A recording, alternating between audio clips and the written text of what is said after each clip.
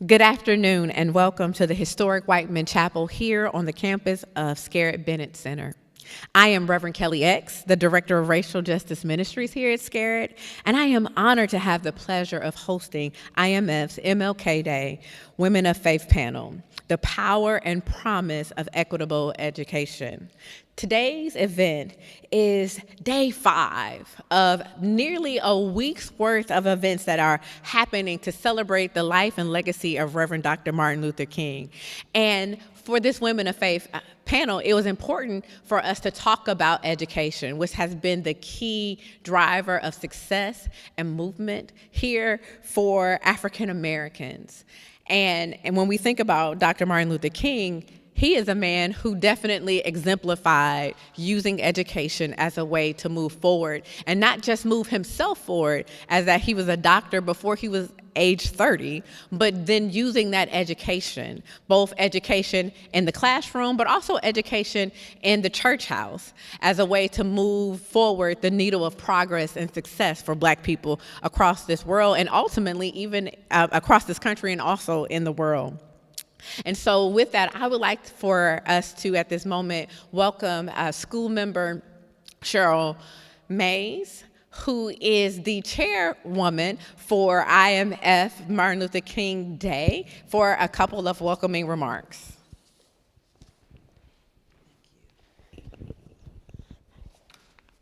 Good afternoon, everyone. My name is Cheryl Mays, and as Kelly said, I am the chair of the MLK Day Planning Committee. It is my sincere honor to welcome you today to hear from what I call the Powerhouse Panel. It is going to be an amazing event, and I'm a little biased because I'm an education person, so I'm excited to have all three of you here today. But thank you so much for being here, and I hope if you've had an opportunity to enjoy some of the events, I hope they have been pleasurable for you. If not, join us tomorrow. We will be at we're at Scarrett Bennett today. We'll be at Tennessee State University to hear from our keynote speaker, Ms. Nikki Giovanni. So I thank you again for being here today. We appreciate your support. Thank you so much. Thank you so much. Also, I want to take an opportunity as a point of privilege to welcome Dr. Vernell Bennett Fair here, who is the immediate past president of Lemoyne-Owens College in Memphis. We thank you so much for being present.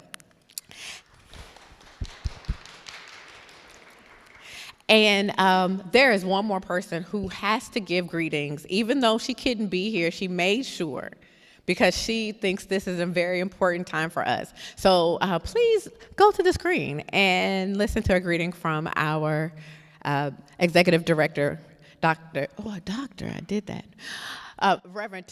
Chandrea Tolbert.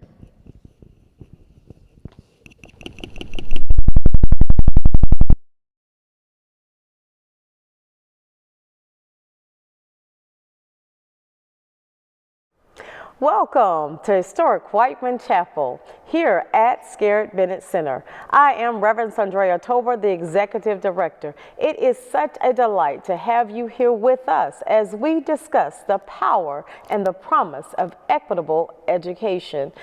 We thank you for joining us today, as this is an important conversation to be had at this very space. For it is in this space on April 25th, 1957, that Reverend Dr. Martin Luther King spoke in this chapel.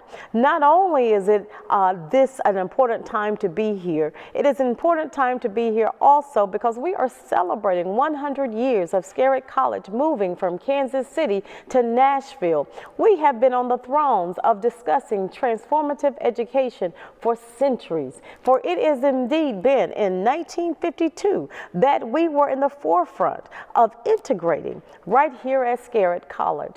We thank you so much for joining us today. It is indeed a pleasure to have you here.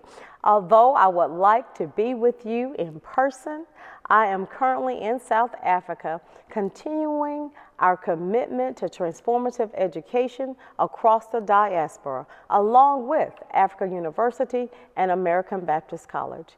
It is through collaborations like these, as well as conversations that are being had today, that we are able to continue the work of power and equity in justice. Again, thank you for coming to Scarrett Bennett Center, where hospitality is justice.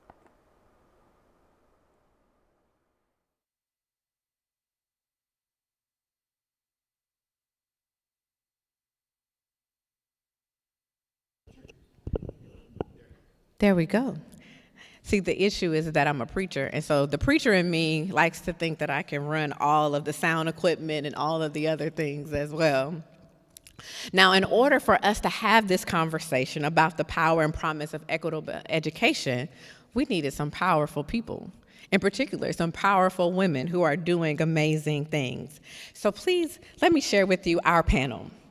Our first panelist is Dr. Adrienne Battle, the director of Metro Public Schools. She spent most of her entire career at MMPS, previously serving as a math, reading, and language arts teacher, an assistant principal, academic principal, and executive principal, a turnaround coach for principals of the district's priority schools, and as a community superintendent overseeing all schools in the southeast quadrant of the city, as well as high schools across the district.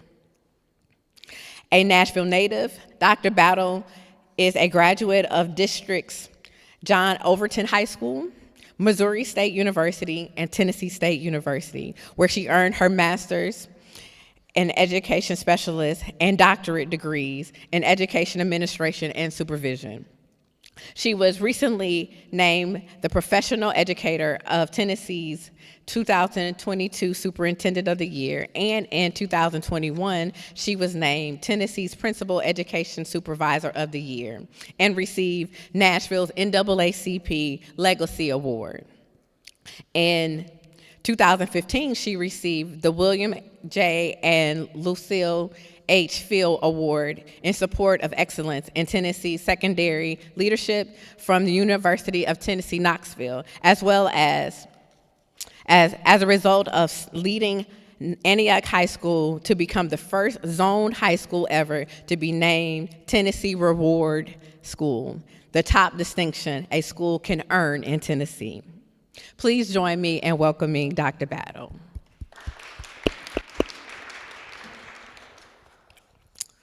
Dr. Shauna L. Jackson has been serving Nashville State Community College as president since June 2018. Nashville State is a 7-campus comprehensive community college that serves students in 7 county regions.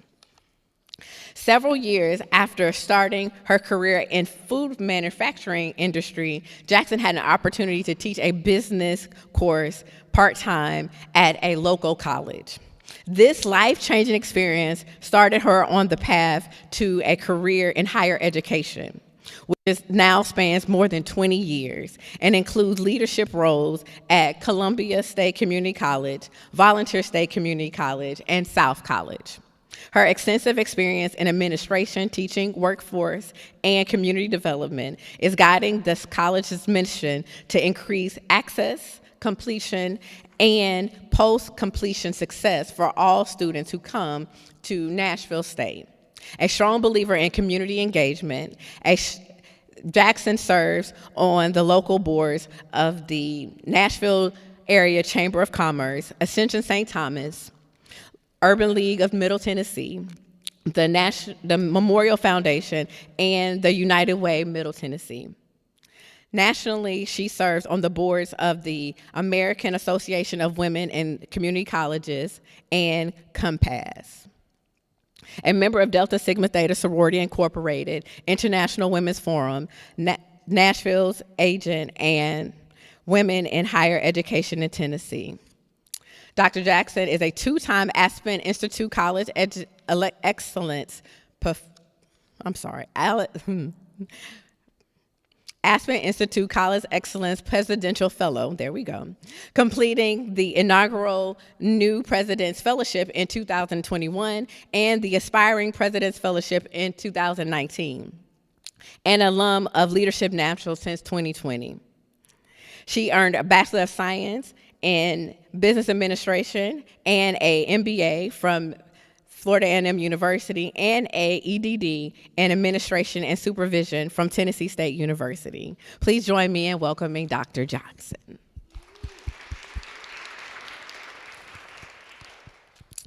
And finally, Dr. Glenda Baskin Glover serves as president of Tennessee State University in Nashville, Tennessee, a position she held since January 2013. Under her leadership, the university's first female president, TSU, has experienced significant growth in enrollment, alumni fundraising, research dollars, and academic offerings. Dr. Glover is a certified public accountant, an attorney, and one of 2 African-American women to hold the PhD, CPA, JD combination in the country. Her past employments include high-level positions in corporate sector, as she is among few women to rise the heights to serve on corporate boards of publicly traded positions. Currently, she serves as lead director of Clinical Financial Partners. In 2022, President Joe Biden appointed Dr. Glover to serve as vice chair of the President's Board of Advisors on Historically Black Colleges. Dr. Glenda Baskin Glover serves as president of Tennessee State University in Nashville, Tennessee, a position she's held. Oh, I did that twice. Okay. I got one more. I want to say something else. Currently, okay. That's enough, you sure? She said that was enough, and this is what happens when you leave your iPad. So I want you all to join me again in welcoming our panelists.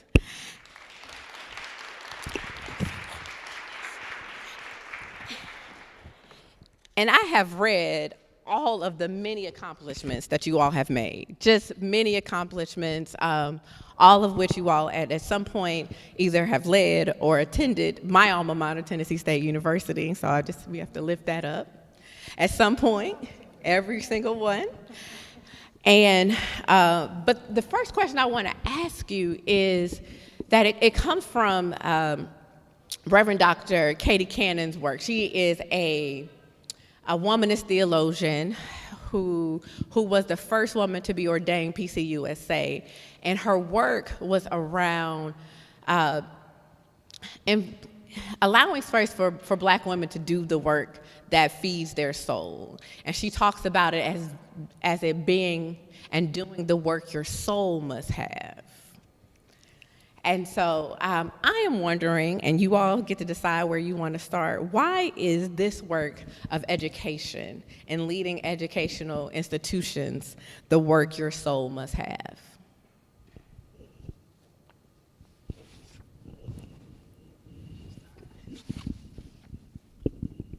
I'm happy to jump in.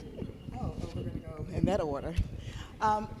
So when I think about just my passion for the work around education, most people in Nashville know my story. As early as being in 3rd grade, I knew I wanted to be an educator, a professional educator. And what really did drive that passion was actually observing other educators. Pour into me, pour into my classmates, kind of know me amongst hundreds of other young people, and really pushing me towards my own dreams. So I knew that as early as elementary school, right? Which is kind of hard to believe when we all have that experience in school when it's like that career day and who do you want to be and why do you want to be. And so I knew that as early as 3rd grade. But I'll tell you, as I know that I'm in my passion and in the will I'm supposed to be in, because through your journey you experience so many different things and so many ideas around the work you should do, what your work's life should be. And while I was always passionate about education, I also was an athlete. And I went through the same experience as most athletes, where you think this might be where I'm supposed to be, right?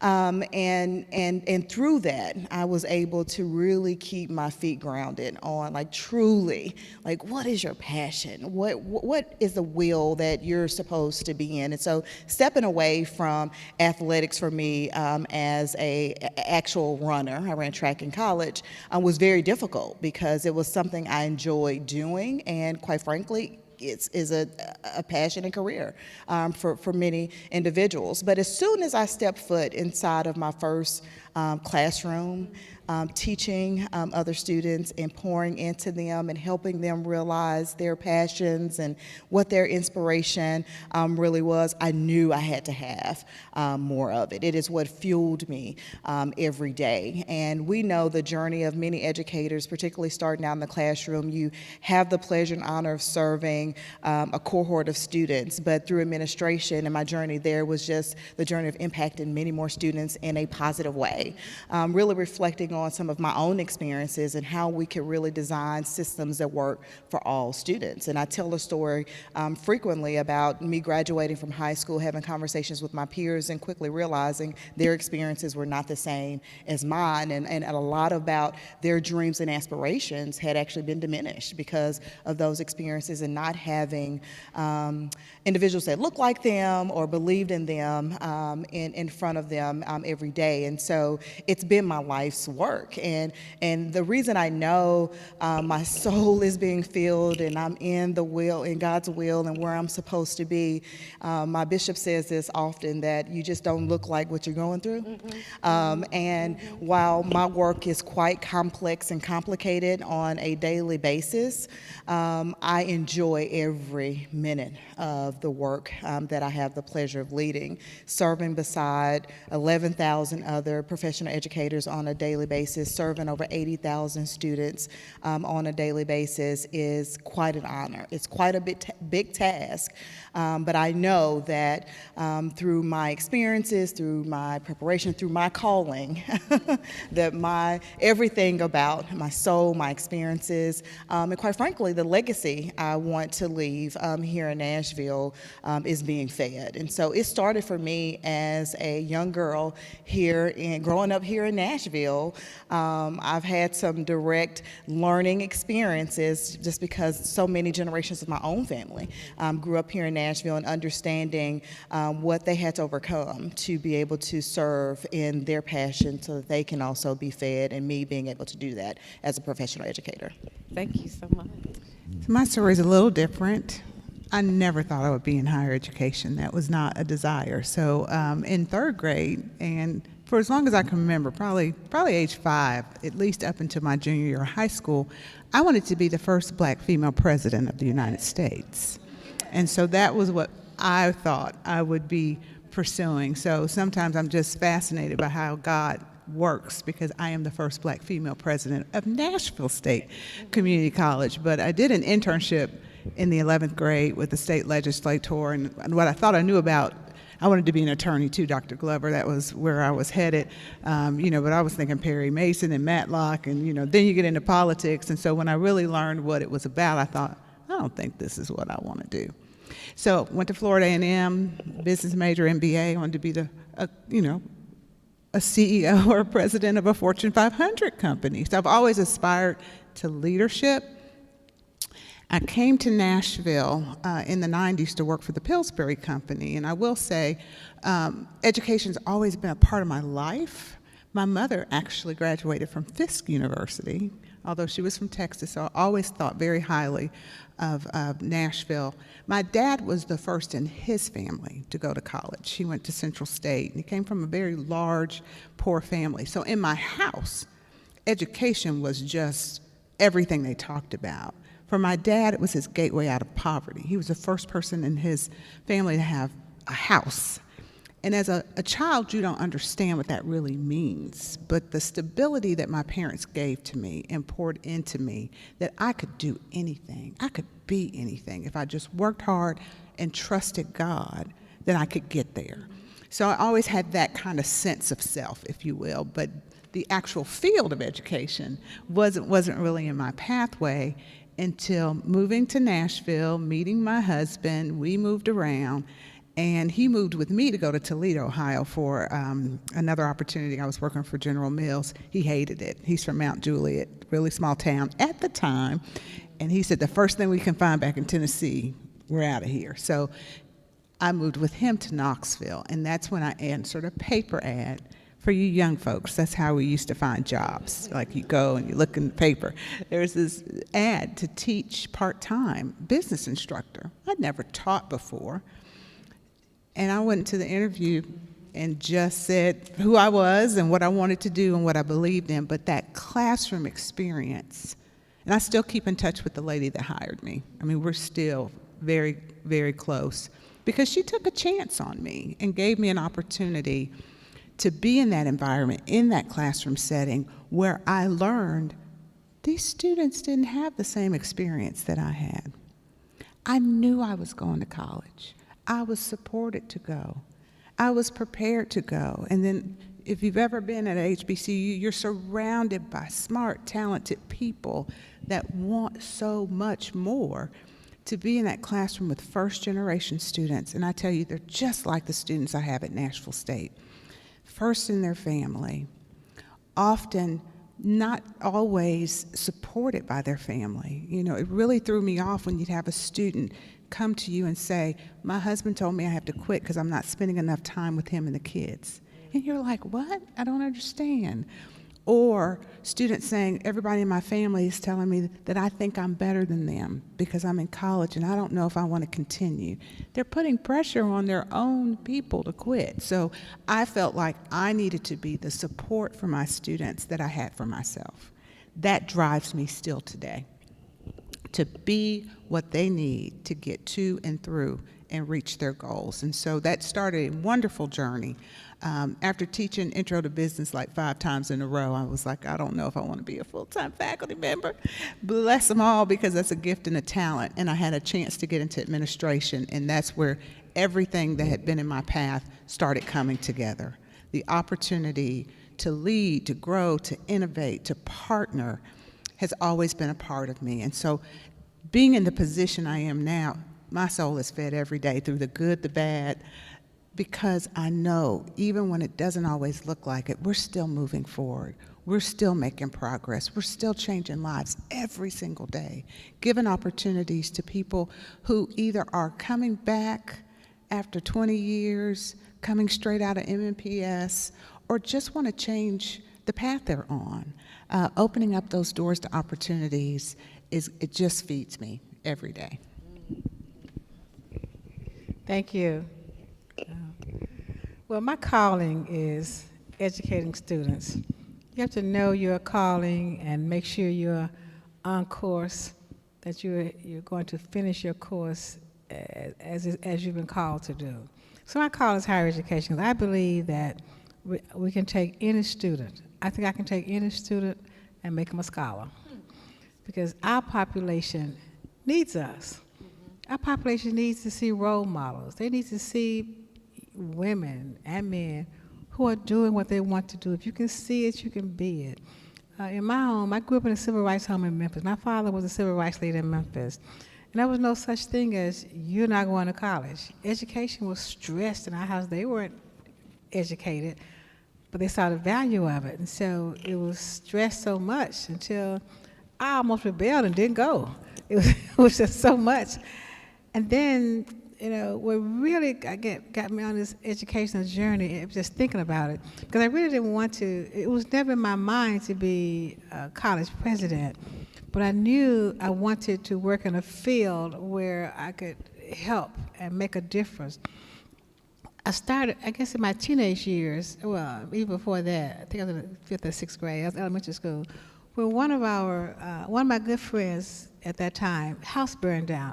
We stood there and watched it burn, because the racial climate of the day didn't allow the fire department to put the fire out in this community. It was across the track. And it was in the county, it was in Shelby County, not the city of Memphis. It was it was literally diagonally across the street, and it wouldn't have hurt. So the next day, my dad led a march downtown to get fire protection in our neighborhood. I mean, I was like a little girl, I was with him. And I was so fascinated that I said, I want to be in a field. I want to be a policeman or something's going to help people. And they need something like this. I said, so then they said, you want to be a social worker? I said, okay, that's what I want to do.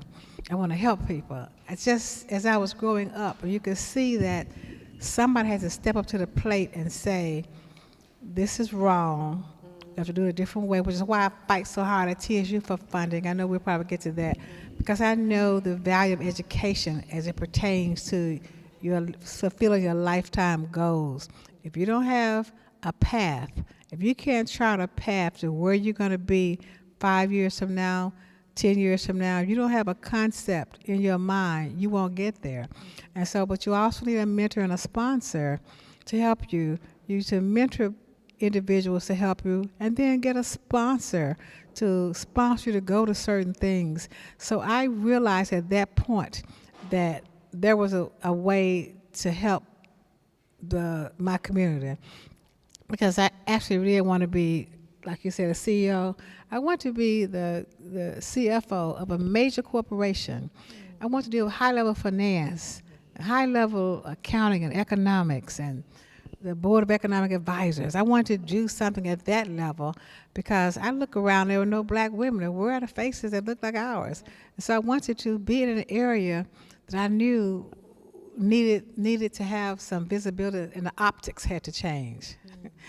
So I ended up Tennessee State. And so we'll talk about that path. I'm pretty sure at some later point. But yeah, it's just my calling, it's my passion. And I want my legacy. I want to say that, I try to help students. I want my legacy to say that I try to raise money, keep students off the purge list. I see Joshua in the audience right now. I shouldn't say that, because he's gonna come to me in the morning and say, "Okay, get me off the list." It is, you want to put them on the right path. Student, they'll come to you because we're not their teachers on a daily basis. They come to us for advice. And what should I do? I want to be an engineer. What courses should I take? Or I'm in this program and it's too much for me. What do you recommend? So we're to get them to the right advising center, the person who could help them the most. Because in my world, I want everybody to be a CPA, or a lawyer. So anyway, that's my path. That's my passion. That's how I got started, just trying to help and knowing and developing in my own professional life how I could be the best benefit to my community and give back to the university that had done so much, had given so much to me. Awesome, thank you. That is amazing. What I hear is such strong desire for truly advocating for students beyond just getting a grade, but being able to live lives beyond the classroom. And I have a question, because one of the reasons why I decided to do this panel was because I was sitting and I realized that there are black women out here running education from pre-K to PhDs in the Middle Tennessee, really in Tennessee. And I was like, this is amazing that this is happening. And I am wondering, in what ways has your gender, being a black woman, been a blessing and a barrier throughout your career, or in particular, we don't have to do all, I imagine, I can think about in your career, but in particular, as you sit at the top, they're the person who sets the vision and places the call for what it is to be done. How has that been a benefit for you all, and how has that been a barrier in this work? I'm gonna start this time. We're gonna take turns starting, right? Take time. I started by saying, I started this way. The biggest shock I got in my career, what you don't learn in a textbook is the lack of acceptance that you will encounter in your career. You're all excited when you graduate and go to these firms, and you come back, and you get the level of understanding, professionalism you think you need, but then they like you, they hire you because you are educated and you do have those credentials, but it's those same credentials that make them become irritated with you or become agitated and become weary and nervous about your being there. The same reason they hired you is for those same reasons that they become so irritated and upset. What's the right word? They get upset that you're there. Because how dare you sit at this table in front of me and act like you're equal to me? You know, so I wasn't prepared for the level of non-acceptance, because you finish school, you're all excited, and then the air is let out. So I came back to TSU as president. The first 2 years were okay, were good. I enjoyed it. But then I found out they owed us money. So I went after it. And so things started changing. You know, it's all about the money. Everybody knows it's all about money. So when it started changing, I'm sorry, like how that, much money do they owe you? $2.1 billion. And so things started changing, and so you're just not ready for the level of non-acceptance and the cold stares that you would get when you were competent.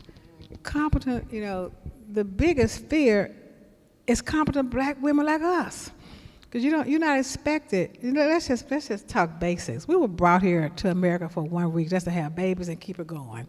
But now that we have grown to the point where we're in these corporations, in higher education, we're superintendents, we're college presidents, there's a second look now. And you have to rethink what you thought about me in the first place. Do I keep on and pretend like it's okay, or do I let my true self come out and say, you got no business being here? So that's where we are. And that, you know, I had to tell somebody, I said, have you talked to him, the person who who I think is an absolute idiot, won't call the names, but has the nerve to be telling me what I should be doing? He said, well, I recommend you sit down and talk to him. I said, he doesn't have the capacity to hold a conversation with me. So no, I'm not going to waste time talking to him because you think I should for the optics. I don't play games with optics. I'm just here to do my job, to educate students at TSU. And if that irritates someone else, that is not my issue. That's their issue. I know who I am, you know. I know why I'm here. And so that's been my big misfortune. You know, the good part can go without saying. You enjoy the best part about it, seeing students walk across that stage at commencement, hugging you and telling you what great things, what great time they're going to have. And I want to whisper and say, "Don't forget to give back." No, so that's the biggest surprise I received. I got when I graduated. Thank you.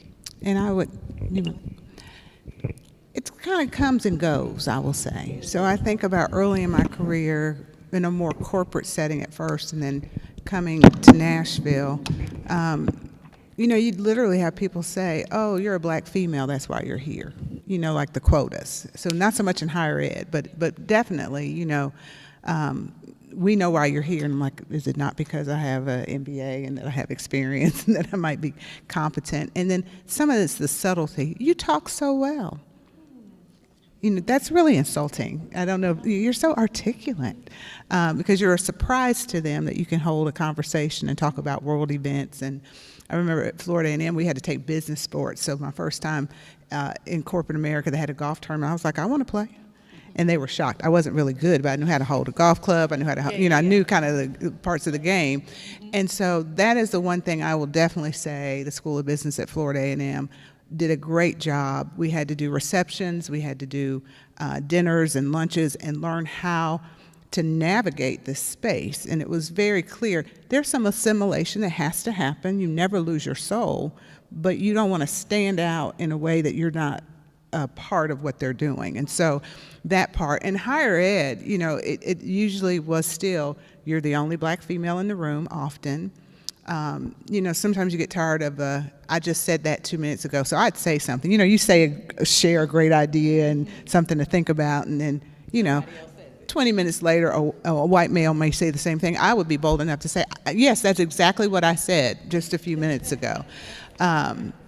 I've never been very introverted. I feed off people, like it gives me energy. So, you know, walking into a chamber setting, I'm going up to people. And I think that shocked them. I'm not waiting for people to come to me. I'm always extending my hand, trying to find something in common with people. So I think that part has been a part of who I've been. But I do want to say, I think Florida A&M, the School of Business, prepared us in a different way of how to deal in settings where you have to decide at this moment, is that serious enough for me to address, or do I store it for later? Because as Dr. Glover knows, you have people that will just smile in your face, but when you really want to try to get something done, it's who are you to ask for that? So I would just say that, you know, being able to carry ourselves, and I would say this about anybody on this panel, in a professional way, to be able to carry a conversation, to be able to boldly ask for what you want and need, because we're trying to help our students. It is really important that we do that in a way that still has that professionalism. And I think being a black female, to me, when you think about the diversity of thought, experiences, backgrounds, that's what we're bringing to the table, a different way to think about it. Because in my mind, we really need to redesign higher education. It's not working quite well for the students, nor for our employers right now. And it's a time of innovation. And I think it's not just bringing black females, it's bringing everybody to the table to think about that. But there have been, I would say, more positives in my career of being who I am than those moments that still stick in your mind that were frustrating, that were irritating, that you're just, I haven't gotten anywhere you just kind of open your mouth and go, I can't believe you said that. But they, once they show you who you are, who they are, believe them. Believe them. So I'll take us back to my response to the first question. Again, early on I knew I wanted to be an educator, and like being a classroom teacher was like, that had to be on my list of accomplishments. And I had several mentors who were really encouraging me to spread my wings. Just like, we see so much potential, like you could really be this and this and this and this and serve in these capacities. So I had a lot of support, and you know, I remember going and applying to start my graduate work at Tennessee State University, and because my number one kind of Gallup strength is learner, I probably would have continued to pursue all the degrees I've been able to obtain just from that. Like, I just always wanted to learn more, and if you know learners, they just want to learn just enough that they know, they understand, they want to move on to the next thing. That's me. But what I also recognized as I was coming out of the classroom and moving into administration, there was this belief that as an African American female, that I had to obtain all the credentials and all the experience to be qualified for the next role. And that is a thing. It's a thing today. It is something that I'm very cognizant of as we're building our own leadership pipeline, that you start to experience and engage in conversations where you just don't have enough. Right, even though you might have more experience and more degree attainment. So that is a thing. And I mean, I want to ground us in some data here. In education, particularly when you're thinking about pre-K 12, about 70% of the professional educators are women. When you move into administration, it flips, right? Only about 30% of administrators are women. Then when you move into the superintendency, it's less than half of that number. Right, and so what I experience in the superintendency is typically being the only African American or African American and female around the boardroom table, engaging in very critical decisions with regards to how we educate and support our young people.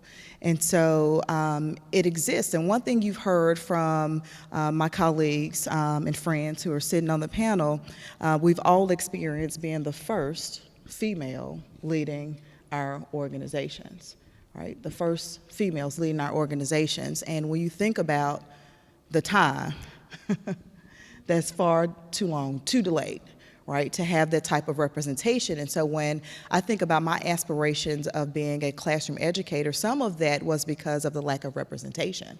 I'd never seen a female or African American in my preparation lead a large educational institution like MNPS, right? So that factors in to how we experience things and how those we are preparing will experience things in the future. And so when I think about, Dr. King and the fifth urgency of now, there is a sense of urgency to make sure that we're breaking down those walls and those barriers of access and opportunity for all of the young people we serve. And the last point I'll make is not only when I stepped into the superintendent role was I young, I was black, I was female, I was expecting a baby. Ooh, right? So add that element to it, and then there becomes this question of strength. Do you have the strength to focus on the task at hand while raising a family? And I will tell you the profound impact that I've seen on my colleagues and other professional educators, just instilling additional belief that you too can do that as well. You can be a mom and you can be a professional educator, CEO, CFO, whatever it may be. And so my commitment is that I might be the first, but I will absolutely not be the last to be able to serve in this particular role, in this capacity here in Nashville. So that's my commitment in mentorship and giving back and advocacy on behalf of Nashville's youth. I want to have a follow-up on that. We talk a lot about being the first, and it's true. We're the first to open some doors, to blaze trails, and it's such an honor to be the first. But I said to be the first means a lot. It is a real honor, but to be the only is a tragedy, because that means you're not training somebody else to come behind you and take that mantle and run with it.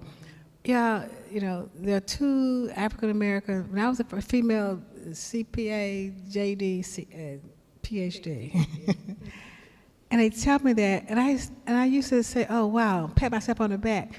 But I thought, well, Dr. Ruthie Reynolds was at TSU, was the second one. One day we were talking, we said, you know what, we're not doing the right thing.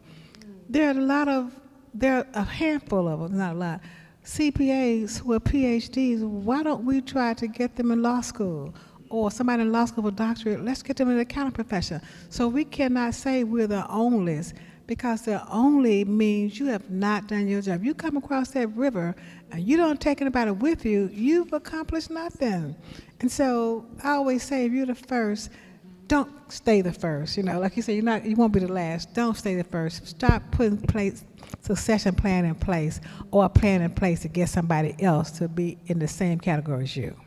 Thank you. That's really good. And it's got me thinking. You begin to speak about like history and creating history, and you also spoke about not being the last, to be one who opens doors that allows for more to come in, because you all are amazing and brilliant, but that brilliance is not isolated. That is a reflection of the people that you come from. And I'm really interested, in 2020 we had this racial reckoning, and because we were trapped in the house from COVID, and this horrible things, really 3 horrible things happened back to back. And you can't not look at it when you can't go somewhere else. You can't go on a trip to Bora Bora. You can't do, you have no choice but to sit and to watch, and then to watch the life come out of the body of George Floyd. It required us to sit and to think.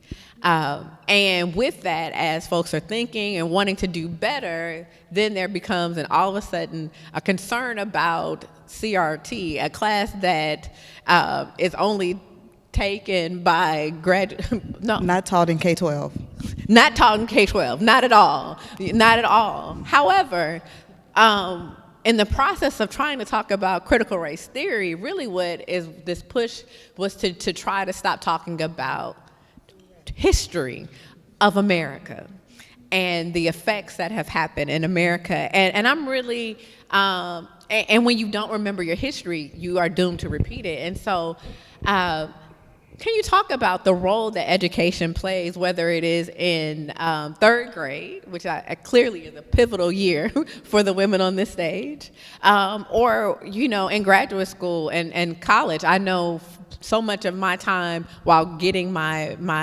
bachelor's in psychology was spent in the Africana Studies department at TSU, learning about myself and my people. And so can you all share of how education plays a strong role in the struggle for social change and racial justice? I think it's my time to start first. So one, I just have to go back again to my parents. My mother was here in the 60s at Fisk. She did not really share with me as a child all that she went through. And I don't know if it was she was suppressing it, she didn't want to relive it. Like, Mama, you were here when they were marching. And she was like, yeah, I had water, I had the dogs. But she didn't really talk about that. So I didn't grow up in that sense of it, but they were resilient, and they wanted change. And so for my dad, I think about him, who he didn't want to be poor anymore. And so he sought education again as a way to get out of poverty. Right now, and I'll just talk about in general, there is a big push for skills. The value of higher education is under attack. I mean, it is completely and totally under attack. Why should you pursue a degree?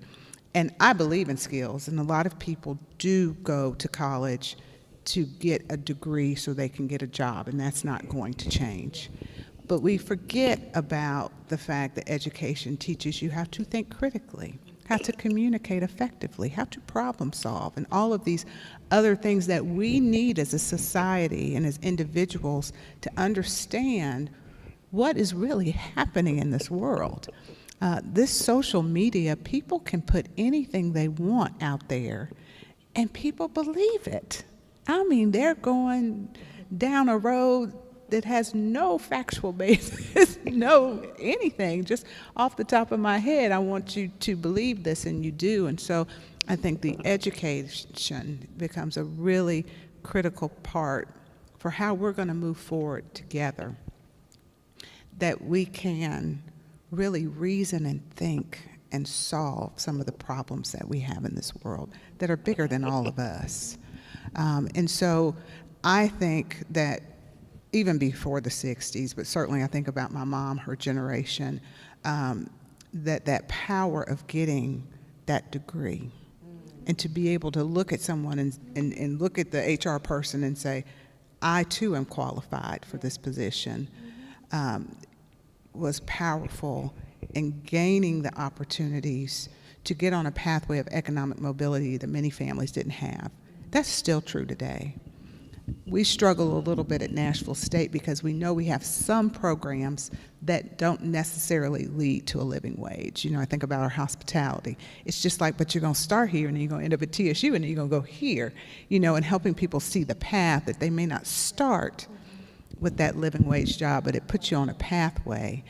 And being able to complete the degree, to me, is very important. And I know some people have some college, and I think that's great too, but it shows that perseverance that you're able to complete.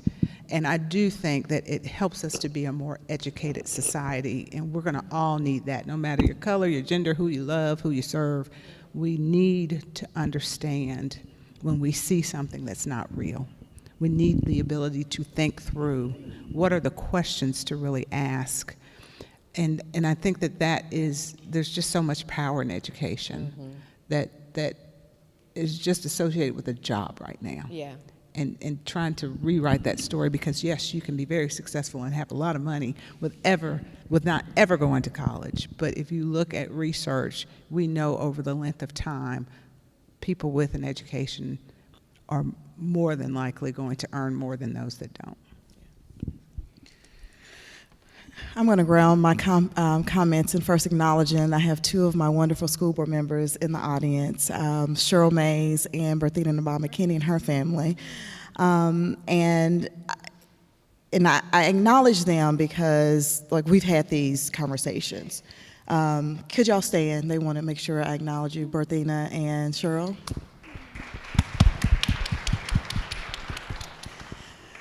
And we have these difficult conversations all the time in a time where education, everything around it, the polarization, everything just being politicized, and you have these conversations about critical race theory, about teaching history, and my foundation is that we will teach the truth.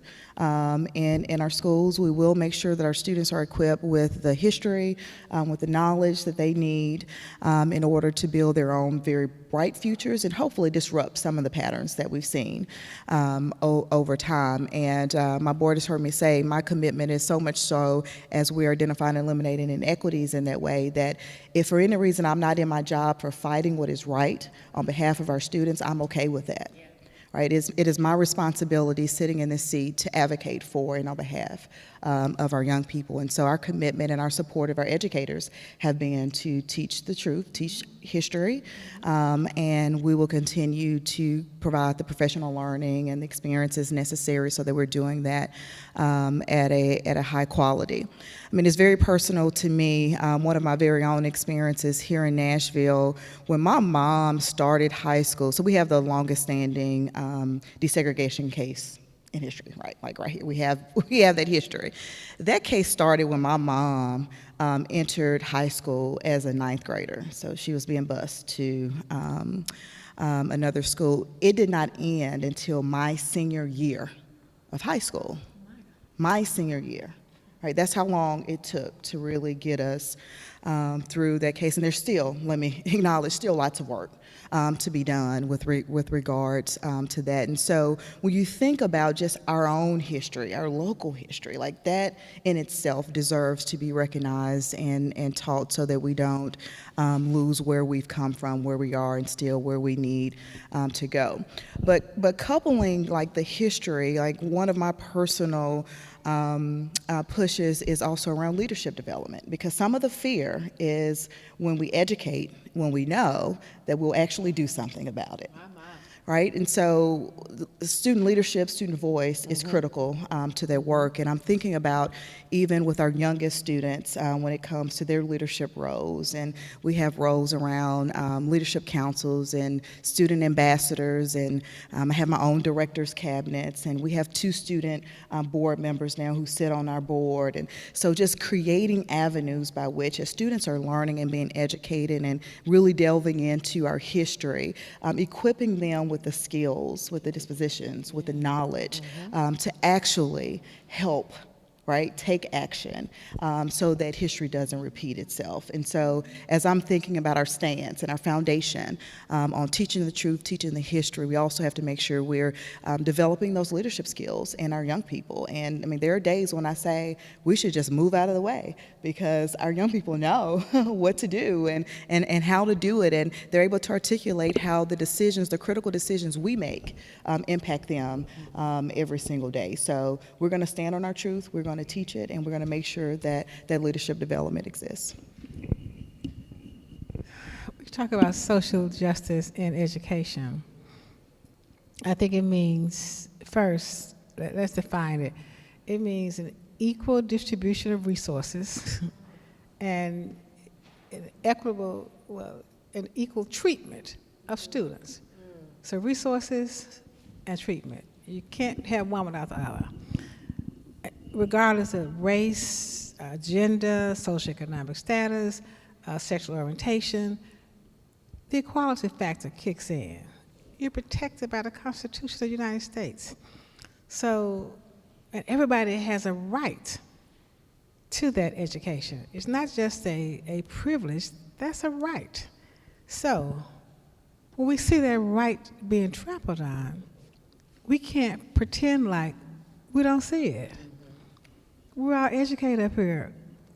Sometimes you can be quiet to the extent that you formulate in your mind how you're going to address this. But you have to address it. You have to call it out. Even if you're by yourself. Some battle, it was a fight worth fighting, you have to do it alone sometimes. You're not going to always have people who are just as bold as you are. Because that's a quality, that's a characteristic that you have to have from a spiritual level.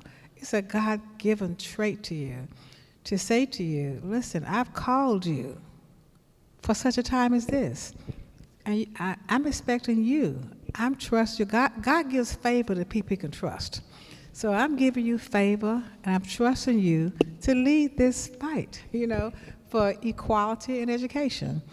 I think sometimes it has happened so long until the thought of doing it differently, it's not always about racism, although many times it is, but sometimes it's just the way it's been done for so long.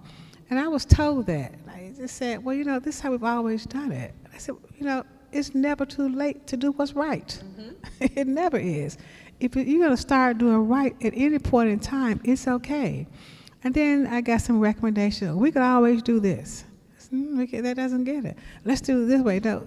And then there is no wrong way. there is no right way to do what's wrong. Mm-hmm. It just simply isn't. Mm-hmm. There's no right way. If you've done something wrong, you can't tiptoe around it. You have to address it, and you have to really stand and start working with others. It's not always a march on the Capitol, all of that. Sometimes it's as simple as a phone call. So, what you said today really offended me. Mm-hmm. Because someone said to me one day, when I look at your credentials, your background, and all the degrees and the CPA, I would never have thought, it's not like you didn't go to a black school. I would never thought you went to HBCUs. Didn't know he was offending me by saying that. It's just the language they used, the conversation when they told you thought you could speak so well. They have no idea those are offensive comments, that you had no idea I went to the HBCU. Mm-hmm. So I said, I'm not sure what you mean by that. I would have thought you went to another school. I said, what kind of other school? Yeah. Don't let them off the hook. What kind of other school? I just thought, I said, I didn't. I didn't say it. You said it, so explain to me more. Yeah. But I'm just saying, this is what you encounter. So, again, I'm not advocating to grab a folk and let's just go down and do this. No, I'm saying, if you see something and you know that it's not right, find the proper way and a proper time to address it. It may not even be you. Maybe somebody above you. Maybe somebody else. Maybe your legislator. When I realized that TSU was owed money, I didn't go to the Capitol and just start knocking on doors. I called up Representative Harold Love. I said, look what I found. I need you to help me on this. So, there's a way to approach anything to get the best result from it. And so my point is to understand that there are two sides, two buckets to socioeconomic freedom and education. Those are the resources and the equal treatment. Mm. So let's keep that in mind as we go through this conversation. Yeah, that's good. So I have a question for you, Dr. Johnson. And it is, this summer, our Supreme Court was out here just doing some things that, and they made a decision around race-conscious affirmative action being unconstitutional.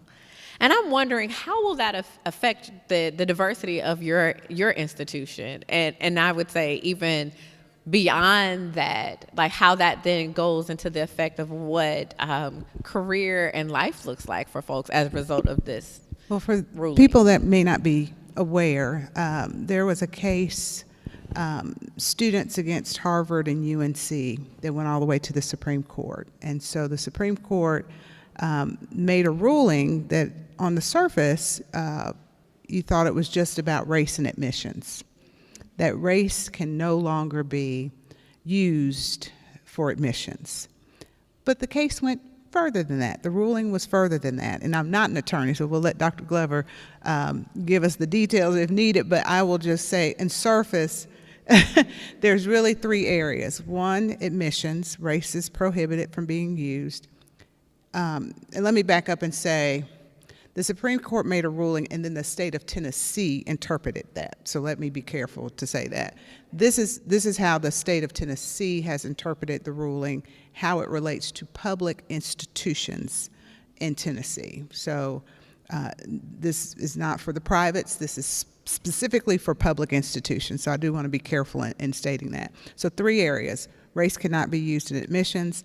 That's not a problem for Nashville State. We're open door. We don't use race.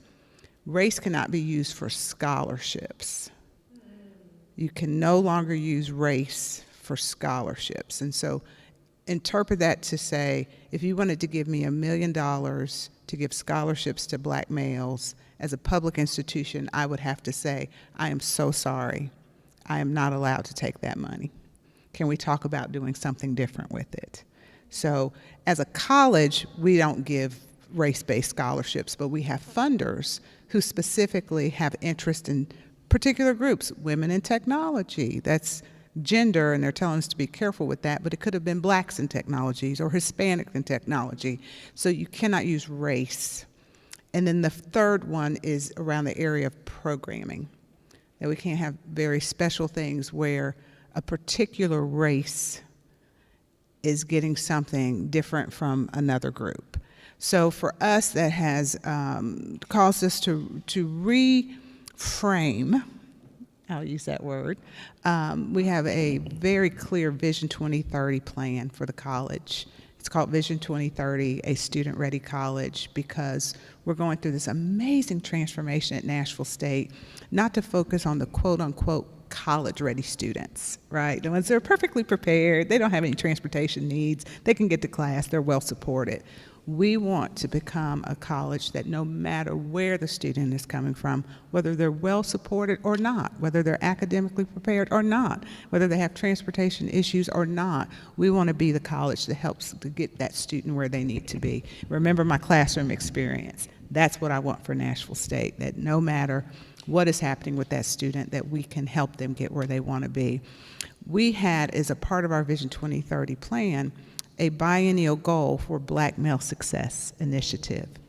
Black males are beyond the crisis stage, folks, in terms of enrollment of college attending, persistence, and completion. Not just in Nashville, not just in Tennessee, nationally. We are beyond the crisis level. There has been such a strong decline in black men attending and completing college that we as a college wanted to focus on that, because a part of our 2030 goal is raising our 3-year graduation rate, and that is our lowest performing demographic. So instead of just calling it out, we're just going to focus on the work and put all of our efforts and resources into helping students persist and complete. A lot of that is a part of the Better Together work that Dr. Battle and I have, which is a phenomenal partnership between 2 institutions that are committed to building those resources, creating a longer runway for students who need it, and having a strong handoff between MNPS and Nashville State. So it is causing folks to have to rethink, reframe. You're going to hear a lot more talk about first gen, about low income, specific zip codes, because we still have to do the work. The work is not going to change. But that was so upsetting when you first hear it, because there's equality and there's equity, right? There's equality, those equal resources, but there's also equity. And so try to shorten this, but I have to tell you this part. Like, I see the work like a football field. Like right now, I'm missing the Dallas Cowboys, so somebody has to tell me what the score is, because I'm a big football fan. High school, college, professional. My husband knows the score, by the way. Okay, I see Rico back there. Tell me what the score is. Tell me my Cowboys are winning. But I see it as a football field. So just say completion is scoring a touchdown, right? I was asked to ask what's the score. Oh, 7-0, go Packers. He's a You are Packers dismissed. fan. You may go. Go watch the game by yourself somewhere. Okay, it's still early. I got time. But think of a football Go field, right? Packers. You know there's different yard lines. So if completion is scoring a touchdown, I told you, I knew I was going to college. So even if you don't know football, you know there's a long field. I'm in the red zone. Like, I'm really close to scoring a touchdown. Okay. And I didn't have to work. We weren't rich, but I didn't have to work when I was. All I had to do was go to class and take the courses. I'm on the goal line. right? All I got to do is do the work. A lot of my students are starting in their own end zone or somewhere over here, and they got to get all the way down the field. So people hear Tennessee Promise, they hear Tennessee Reconnect.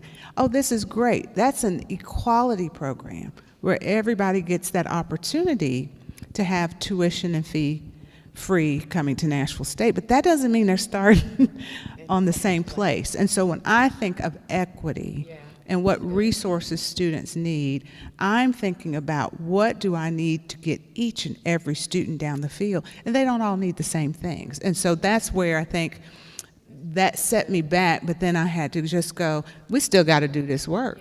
And that's a part of our roles, even when we hear news that we may not like, I still have to lead. And I can't have a whole institution in uproar wanting to march to the Capitol about something the Supreme Court decided that the state of Tennessee interpreted. I work for the state of Tennessee. And I have an obligation as a public president of an institution. And so we still have to be positive in how we're going to get this work done. I'm confident we will. But that Supreme Court case is something people just kind of had under the radar, didn't realize the impact.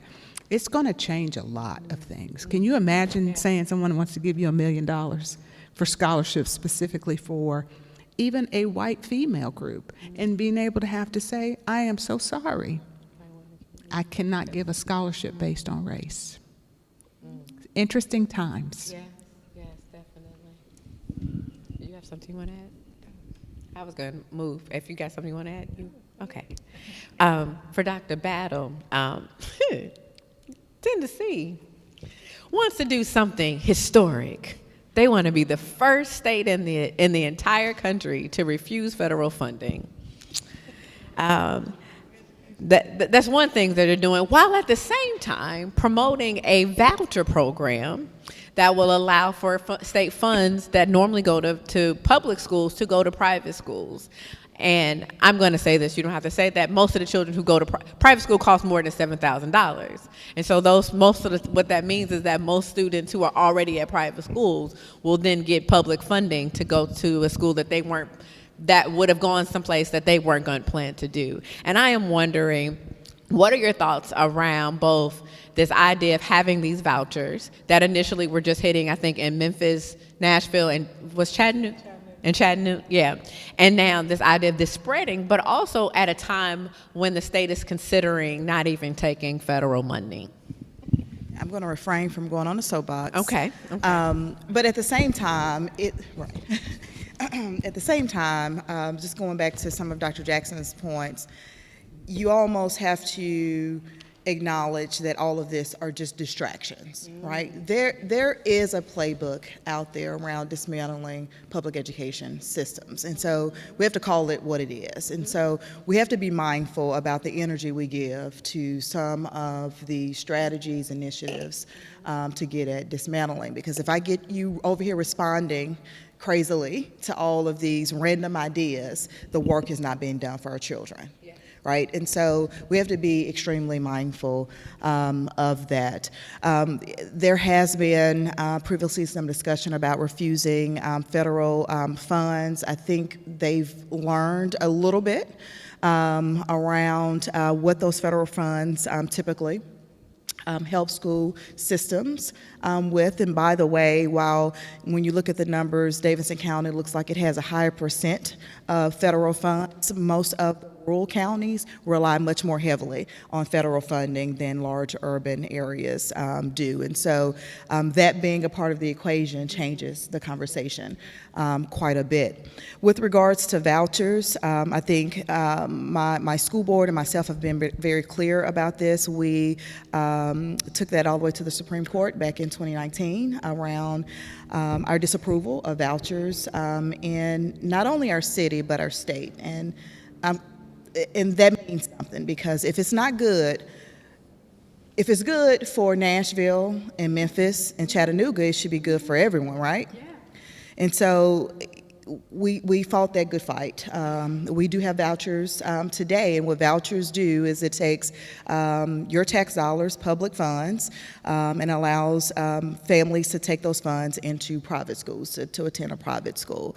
By the way, those private schools to date, and we're unclear about the new potential legislation out there, if those private schools are going to be held to the same accountability as public schools. And most recently, there's been a report in comparing students who did use those vouchers and attend a private school a year ago, comparing their academic achievement to students in public schools. And by far and across the board, our public school students outperform students who leverage the vouchers in the counties that currently have them at play. And so there's lots of concerns when it comes to that. One, the under-resourcing, and we've had some of the same arguments. We've been woefully underfunded by the state for many, many years. We actually have an inverted funding formula in Metro Nashville Public Schools, where the majority of our funding comes from the local government. And if you have taken any education classes and prepared financially around how to build a budget in the pre-K-12 space, you should be able to rely more heavily on state funding with regards to making sure your systems are resourced. And so there's lots of downsides to that. And when you're thinking about both, I'll stick to equity, making sure that every student has what they need when they need it, that is a major concern for us and continuing to move the needle. You start to see these types of strategies kick up when you start to level the playing field, however. As you all know, Metro Nashville Public Schools has been a level 5 school district 2 years in a row.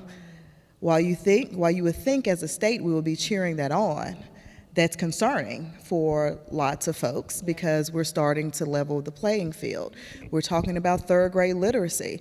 We have to move third grade literacy outcomes. We are unwavering in our commitment in making sure that is true. But let's not also forget, and I'm going to look at Dr. Nabob McKinney, we've had this conversation, it hadn't been that long ago where it was prohibited for us to learn to read, right? So we've got a lot to overcome and we must get at it quickly. And the last thing I'll say, and I'm gonna go back to the example that Dr. Jackson shared of, if you think about that football field and who might be on the red zone, who might be starting from their end zone, I'm also very clear that when we're thinking about those resources and what's needed, we're not a charity case.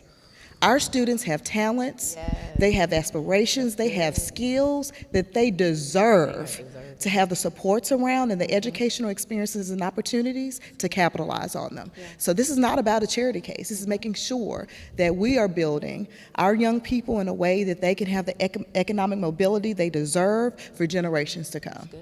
That's good. Thank you so much. Thank you so much. So you've been talking about it, you've been hitting at it, you've said it directly. Tennessee State University, a historically black university, is deserving of $2.1 billion.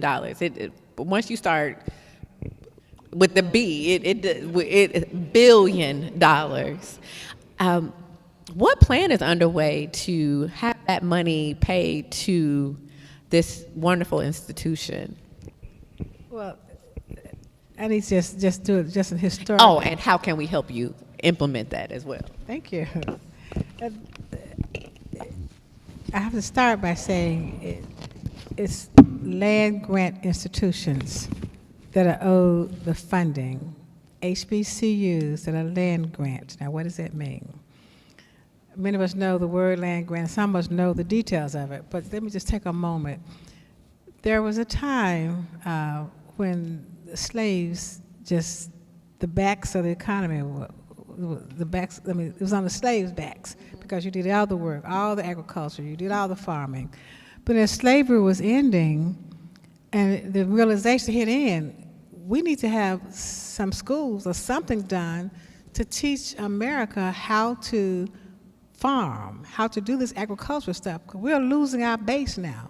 So the 1862 schools, a law was done, 1862, that said, let's start training people how to do agriculture.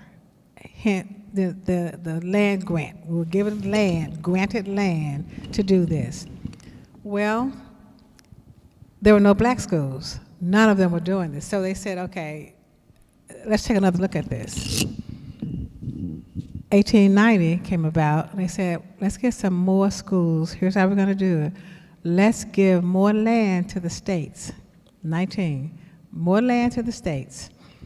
And they could either expand and allow African Americans to attend their schools, in our case, University of Tennessee, or we can build them a school of their own. Let them go to their own school, not to come to the majority institutions. So in Tennessee, you can see what happened. So TSU became the land grant. That's important because a land grant law was put in place. There are a lot of schools underfunded in Tennessee. There are 6 in our system. There are 7. Only 2 are land grant, which says the rule, the law, and I quote chapter and verse of the law. It says that you must be funded equitably. Plain black and white. Equity and funding. But no one paid attention to it because it wasn't forced to be paid attention to. And so we determined that TSU was owed funding, so I did call Representative Love. I said, I need some help in this. Tell me what's going on here. Because we're not getting our match. There's a federal match coming in. Federal funds come to us, but the rule is you must get matched dollar for dollar. So we were not getting matched dollar for dollar, just a portion of it. A small portion. Then it got a little bigger, but when it started, I'm going somewhere with this. Like the preachers say, stay with me, I'm going somewhere. So all the preachers in my family say, stay with me, I'm going somewhere. But anyway, so he took it to the legislature. They started looking into it. And I said, let me give you a schedule where we come up with $50 million. And then we said, let me see where UT, let's see if they'd been the same way. We weren't getting funded at all. And UT is getting 3 and 4 and 5 and up to 6 times their match. So we said there's something wrong with this picture. So we really went in on it then. So after Representative Love got involved and some others in the on both sides of the aisle got involved, and they came up with a number that was owed to TSU of $544 million in underfunding. That's a state, the state did a review. And so we assisted. But that's what they came up with. That's their number, $544 million. Roll forward to last fall, last September, the Department of Education, U.S. Department of Education, U.S. Department of Agriculture jointly did a study of all the land grant and determined that 16 schools were owed $13 billion in underfunding. I mean, that is just, it's so mind-boggling and so unbelievable. But TSU at the highest. TSU had $2.1 billion for TSU in Tennessee. FAMU had almost $2 billion. You know, A&T had almost $2 billion. So, and it's just so unbelievable. So we started talking to each other. We said, what led to this? And they said, well, every time we had a meeting, the presidents talked about how underfunded they were and how they couldn't get their match. So they went further than that to look at it. So when I called back and talked to my legislators, I said, listen, this is something out here we got to discuss. It's time for us to sit down, come now, let us reason together. Mm-hmm. So turns out that the formula they use is on a per student basis. So I just went back and did it every single year to come up with the number so I could present to the governor and his team as to how it was done. We had meetings, and the governor is working with us. I'm not saying he's funding this, but he is demonstrating a level of understanding. His team, we showed that. I'll just give you one example, and my husband too. I go too far with numbers because I just love numbers, but UT is on a per student basis. UT had gotten a certain amount of funding. They had 30,000 students. And so their amount was $15,000 per student. TSU had a certain amount of funding, and they had a certain number of students. Our amount per student was $8,000 per student. So that difference of $7,000 per student is what we're talking about. $7,000 times, 8,000 students or 9,000 students at that time. That's a significant number. That's how you did it every year. Yeah. And so we showed them how it was done. And in one of the conversations, somebody said, well, that's the wrong way. You can't look at it per student. You just look at the number of programs. Look how much more comprehensive UT is. And I said, your argument would hold water, except for the fact that in the 60s and in the 70s, TSU actually asked for programs, asked for a law school. We asked for different PhD programs, different programs, and you said no. So now you can't come back and hold us responsible for not having those programs. You can't have it both ways. And so it's inherently biased to look at programs. It's biased as built into the formula. So then someone said, well, then let's try to fix this. Let's try to fix the formula. I said, you can't fix it. Yes, you can. No, you can't. You can't fix it now that it's out there, because if you bake a cake and you forget the flavor, you can't, after the cake is over, you can't just open it up and pour flavor in. You have to bake a new cake. And that's what the federal government did. They got a new formula as to how you would allocate the funds and see who was underfunded. You know, I feel kind of hypocritical talking about baking a cake, because I don't know when the last time I have baked a cake. But so that's where we are with it. So now, how are we planning to do it? We've had meetings. I can't walk into an office and kick the door down and meet, but we can talk to our legislators, and they can carry the ball for us. But that's how it was. I went to law school. I really understood the relationship between Martin Luther King and Thurgood Marshall. No matter how much Dr. King could organize and have rallies and marches and have you get out to vote, until somebody got in that room, you could raise your hand and say, Mr. Chairman, I move. Yeah.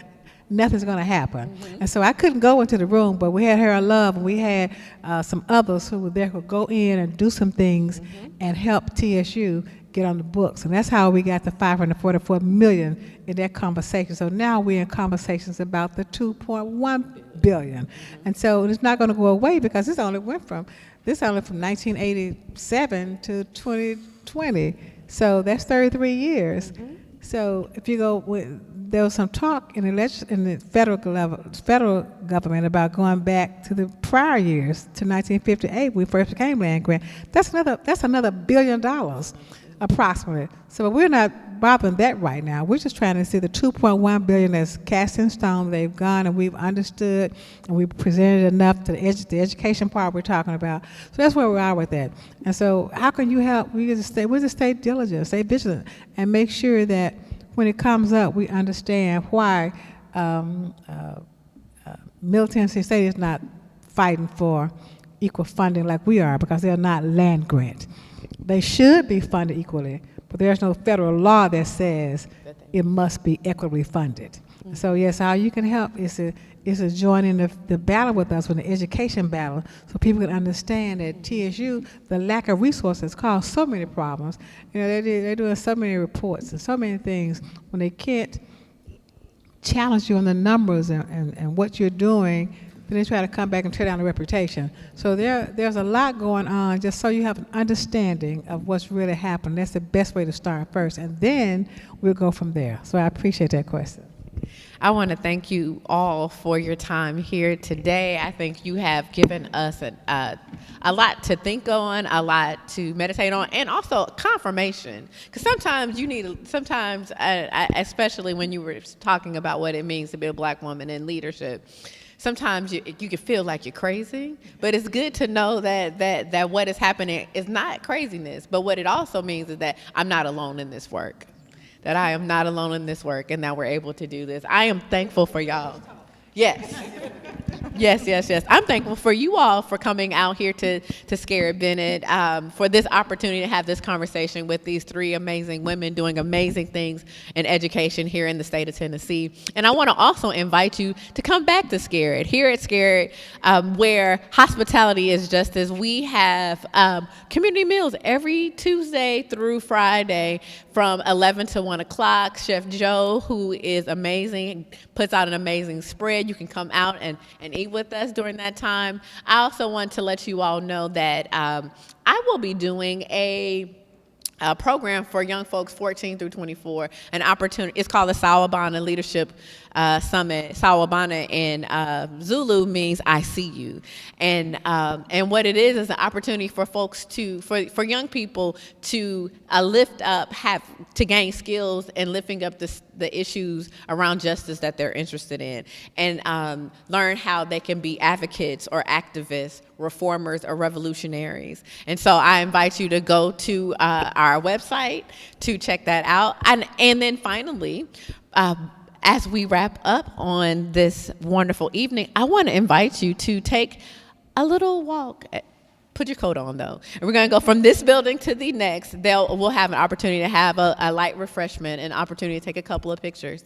But I want to thank you all for coming. It has been an excellent time. This was good.